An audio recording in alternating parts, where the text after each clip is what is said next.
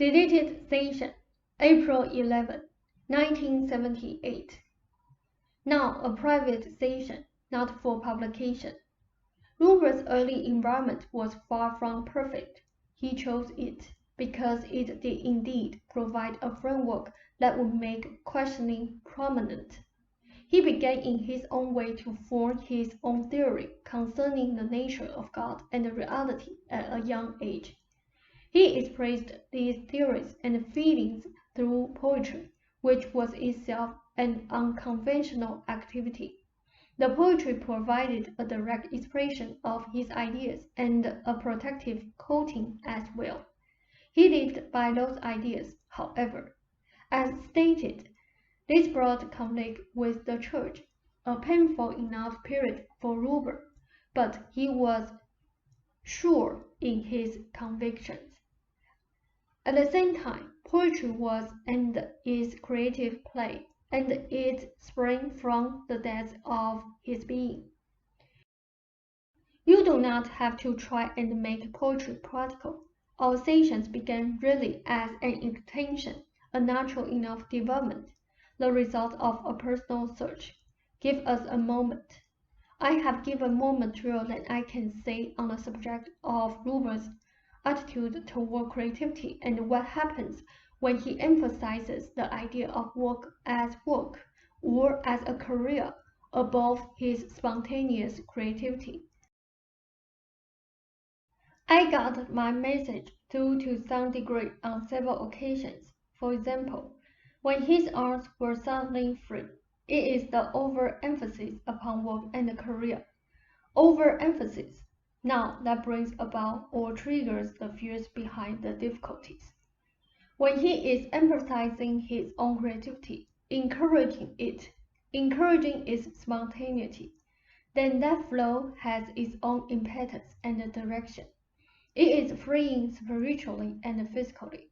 That flow releases or incites solutions, and is overall, say, of itself fear-banishing. It keeps him in touch with the powerful portions of his personality that search for truth out of joy in the activity for the quest itself. The doing is important when he considers work as paramount. However, all things in terms of the work of my life, that emphasis inclines, Rob noted with amusement, said him to think primarily of results rather than of doing. It inclines him to see his ideas as existing in direct conflict to those of your contemporary times. That focus inclines him to a quite literal insistence that his creative material should in its way act like some supernatural doctor's prescription that can be at once taken like a pill to solve each and every problem of each and every correspondent, and of course to solve his own problems as well. Then he feels that he is in at best an ambiguous position, for the world continues doing as it will, and his correspondents solving one problem immediately right with another. This kind of situation, of course, then triggers old fears of doubt or threat.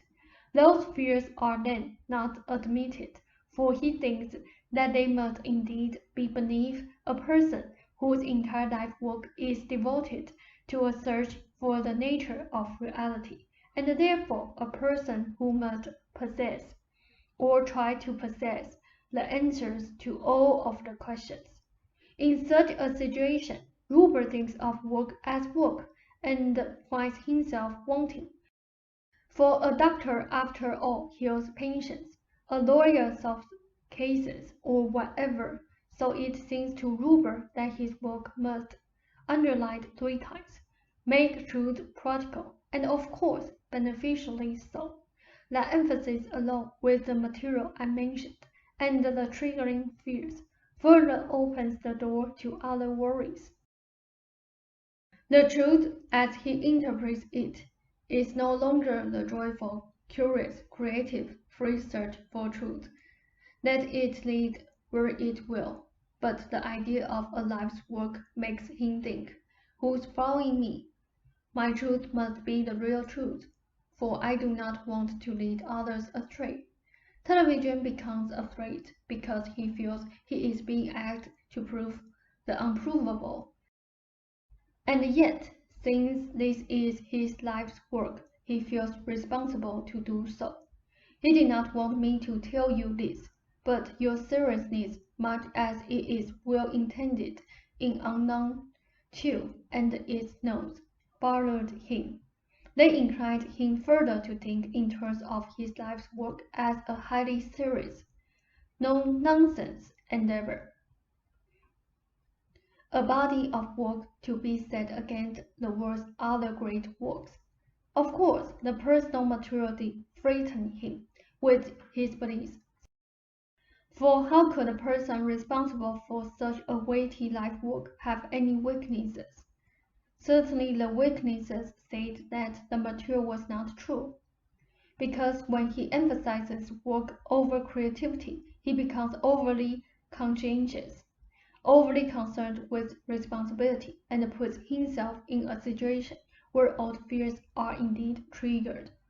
In those circumstances, free creativity itself almost becomes suspect, for supposing his creativity turns up an element that is contradictory, or again, that will be misinterpreted, that will be used wrongly by others. In that kind of a climate, both inner and outer worlds to some extent must be protected against.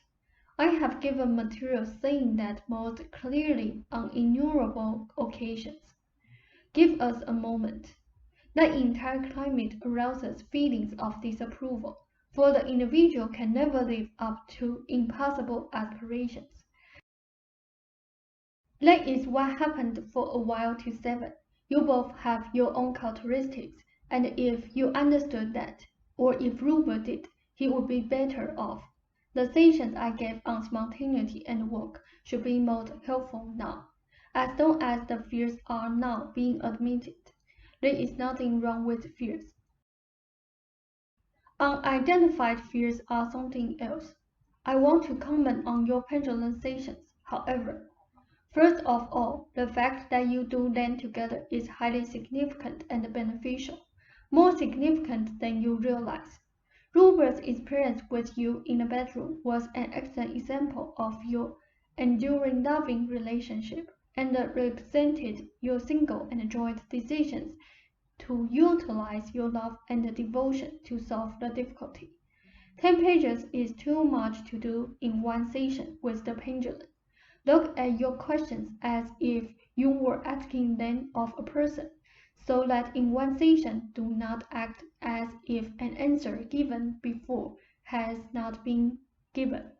Do you follow me? Just it, not reading. Say it if the pendulum says it does not regard. Give us a moment. I want to think of some clear examples. If on page 2, say the pendulum says that it feels the symptoms are no longer necessary, then in following questions for that day, take that answer as given, and do not ask questions that would undermine the given answer, as if you do not trust it.